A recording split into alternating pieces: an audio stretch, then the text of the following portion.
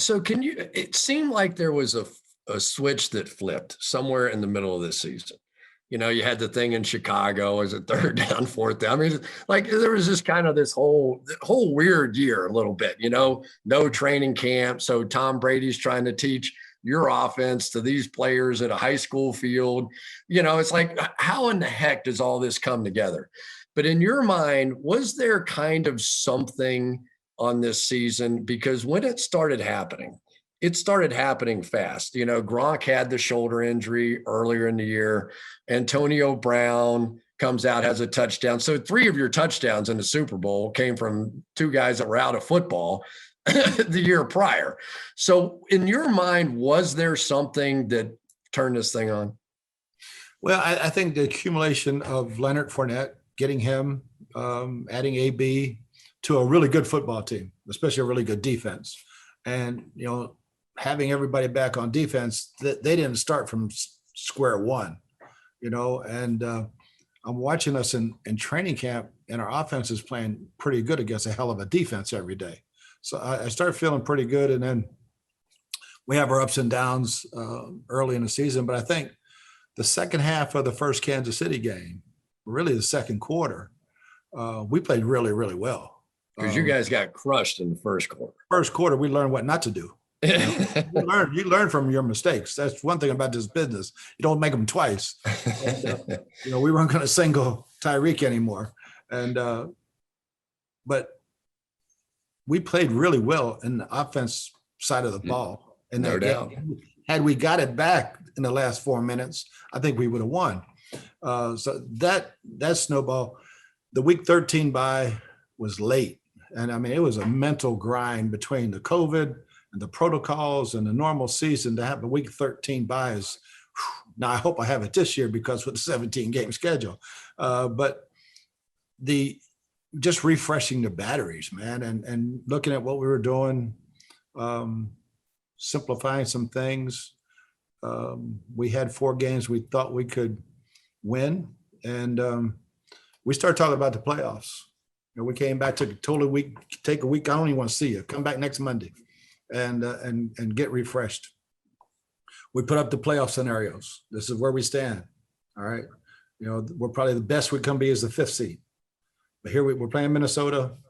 They're neck and neck. We can't lose this game. We lose the tiebreaker, and we talked about it. And we win that game. Going to Atlanta, probably a little cocky. And we're down 17-0. And JPP goes off at halftime like a good veteran should. Tom just sitting over there, gritting his teeth. And, all right, guys, here's what we're going to do. All right, we're going to score every time we touch the ball, starting with the first possession. And that's what I said. We just need to get the snowball rolling. We score. Damn if they don't go score. But then we just started attacking. And I basically said on the sideline, we're going to attack from now until the season's over. All right, we ain't dinking and dunk. We're attacking from now till the season's over on offense. All right, and it just clicked. It just clicked. We started hitting all the deep stuff. We heard, our pass protection worked out real good. We started running the ball better because I think we simplified it to. We knew our backs. We knew what Rojo could do, knew what Leonard could do, and it just took some time to find it. It's interesting for me is that as I look at your team, obviously the secondary, they were all babies the first year, came back, and all of them much improved this year. But you were missing some key pieces. I mean, Vita Vea comes back for the Super Bowl, but that dude was a monster in the first month or however long he lasted of the season.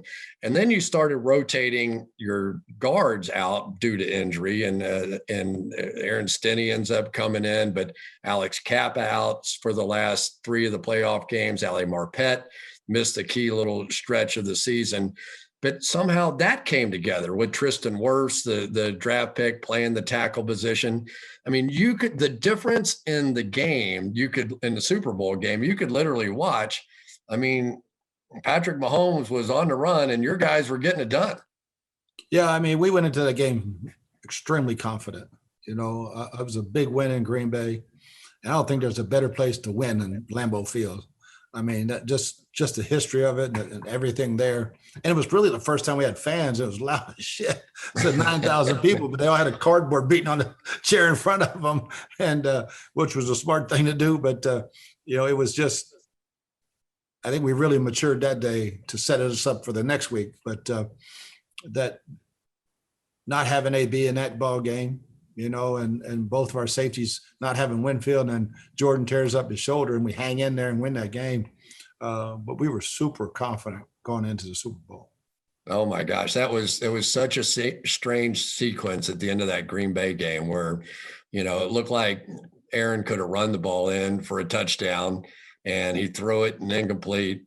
And then everybody and their mother thought that they were going to go for it on fourth down, end up kicking the field goal and never getting the ball back again. Can you remember the feeling when they trotted the field goal kicker out there where you're thinking, oh baby, thank you very much. All right, let's go. We need three first downs, because they had the 2-minute warning and the 3 timeouts. And they said, this thing's far, far from, we ain't giving them this ball back, but we're going to have to make some plays. And it's not going to be a run, punt. I mean, we got to make plays. And, guys stepped up. Mike Evans has a big play. It was obvious pass interference. I mean, the one on Tyler Johnson. I mean, he has his jersey stretched from here to you, so he did. You have to call that one, even when they're swallowing their whistles. And but yeah, I mean, I would have done the same thing if I was Matt. With our defense and four timeouts, basically with the 2-minute warning, I'd kick the field goal too. Interesting. One of the most interesting things that I read about your wife, Christine, I've got that right? She never met Tom Brady until she was on the podium at the Super Bowl. Exactly. We normally have those Saturday walkthroughs when I have all the kids out there and all the families out there every Saturday. Couldn't have that this year. So there was never a time for them to ever meet. And walking up on the podium, I say, hey, Tom, this is my wife, Chris. And he said, oh, these are my kids, hey, how you doing? And it was one of those made for TV moments. Like, really? You just met him for the first time and you're holding Lombardi trophy. I don't know about you, but I don't know that I'm ever introducing my wife to Tom Brady with a direct comparison, me standing side by side with Tom Brady. No, she said he's way too pretty. Oh man, it has just been so. Then you get the boat parade after the game, right? Man. Unbelievable. And Tom's had some whatever that vodka was or whatever he had. Only Tom Brady would drink apricot vodka or whatever it was. Avocado tequila. There we go. Thanks. I needed the help on that one. And he takes that trophy and throws it across. Now I grew up in the Florida area. I lived on Tampa Bay for a period of time.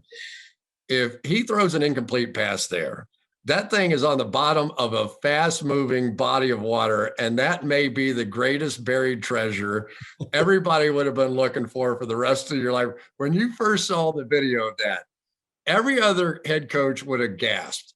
I guarantee you were laughing your ass off. I really was. I was really laughing, at his cute little daughter going, no, Dad. Like, yeah, I said, it's Tom Brady. Of course it's going to be complete.